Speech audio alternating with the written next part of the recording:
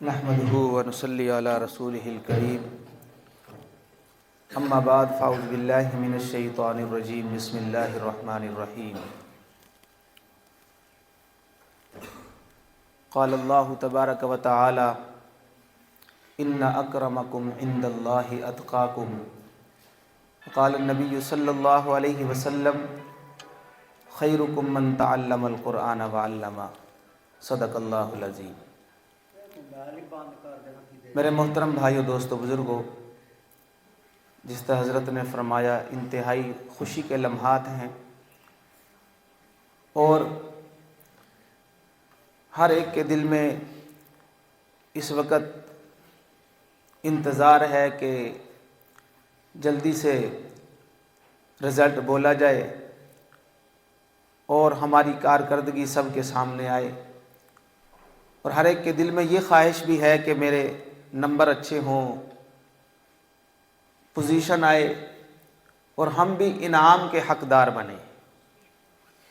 ایک تو انعام یہ ہے کہ جو دنیا میں استادوں کے ہاتھوں سے اللہ پاک آپ کو دلوا رہی، آپ نے خدمت کی، آپ نے پڑھائی میں اچھے طریقے سے وقت کو قیمتی سمجھتے ہوئے پڑھا، استادوں کی خدمت کی، مدرسے کی خدمت کی، اور اس کے نتیجے میں آپ کو انعام دیا جائے گا، اور ایک عرش والا رب تمہیں اور مجھے دیکھ رہا ہے کہ چھوٹے چھوٹے معصوم بچے صبح کی ٹھٹکتی ہوئی صبح کو اٹھتے ہیں اور میرے قرآن کی تلاوت کرتے ہیں، وہ رب کتنا راضی ہوتا ہوگا۔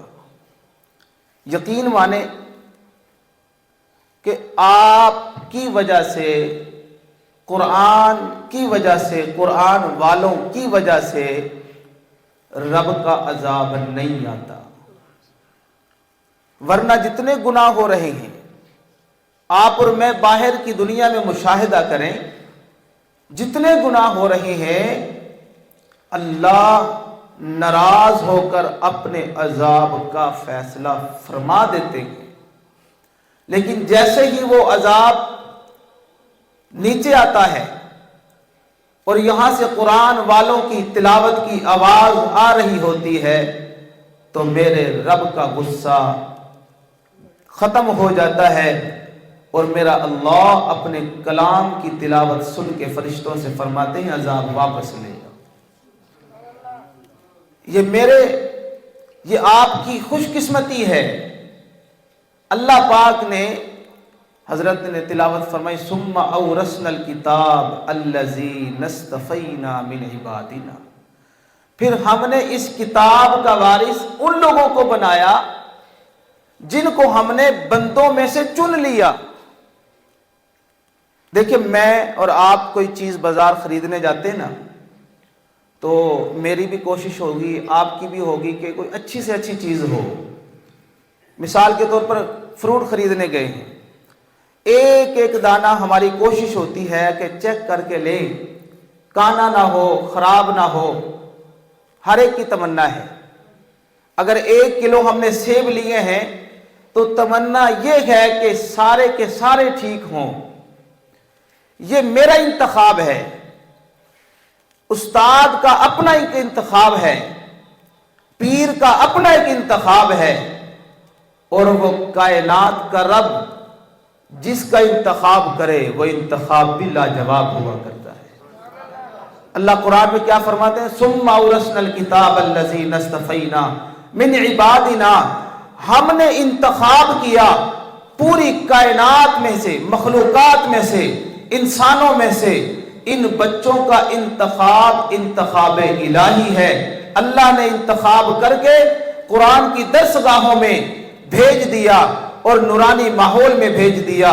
قربان جاؤں، اللہ نے کتنی مرتبہ تجھ کو، اے بچوں آپ کو، کتنی مرتبہ رحمت کی نگاہ سے دیکھا ہوگا، پھر انتخاب کیا ہوگا اور اپنے اس گھر میں آ کر قرآن کی تلاوت کی توفیق دی ہوگی۔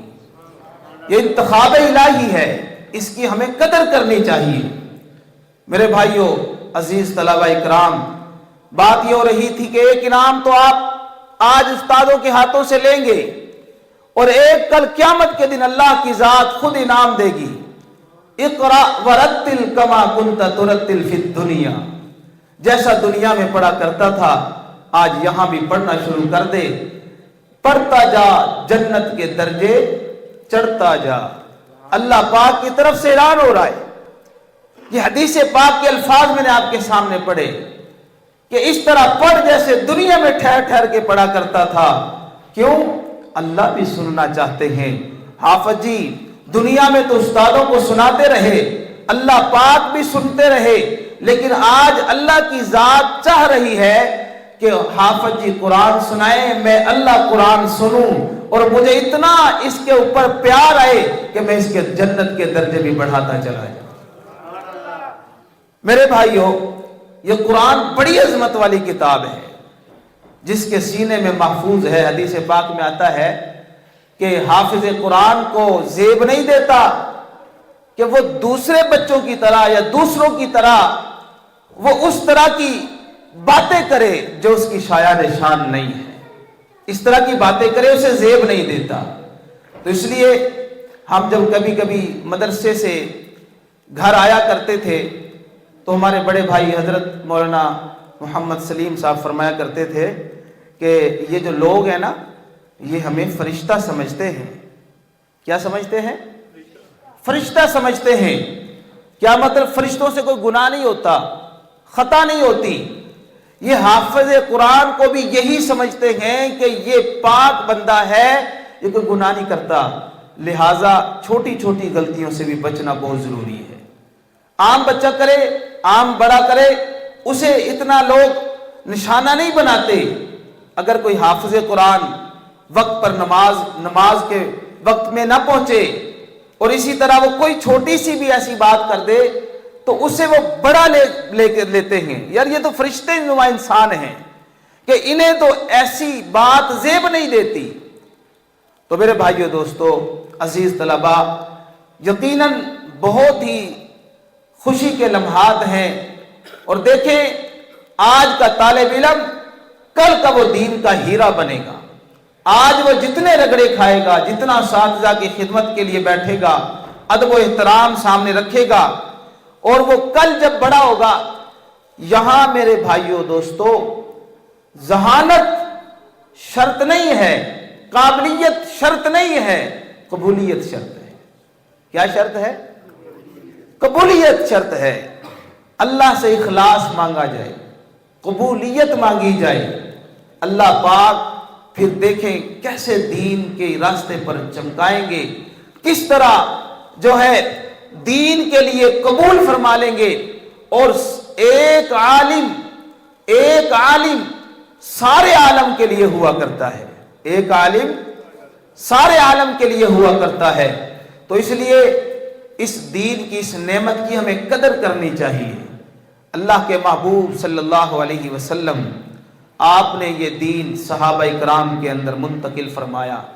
असहाब सुफ़ा एक चबूतरा जहां सहाबा इकराम कुरान की तालीम लिया करते, अहादीस मुबारका सीखा करते, प्यारे महबूब सल्लल्लाहु अलैहि वसल्लम की प्यारी प्यारी बातों को महफूज किया करते थे।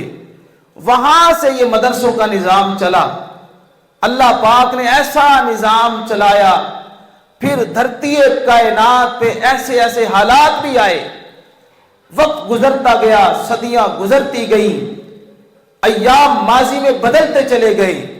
वक्त आया अंग्रेज का और उसने देखा कि पीछे जितना अय्याम गुजर चुके हैं उन सब में मदरसों का सबसे बड़ा किरदार है।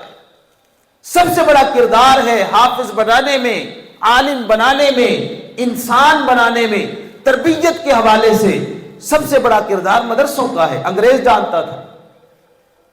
उसने एक मंसूबा, एक प्लान तैयार किया, मदरसे खत्म कर दिए जाए, मदरसे खत्म कर दिए जाए, ना मदरसे होंगे ना हाफिज तैयार होंगे। आज मदरसों की कदर करनी चाहिए, खुदा की कसम इन मदारिस की कदर करनी चाहिए जो हमें कुरान मजीद का हाफिज तैयार करके देते हैं। ان مدارس کی ہمیں قدر کرنی چاہیے، محبت کی نگاہ سے دیکھنا چاہیے۔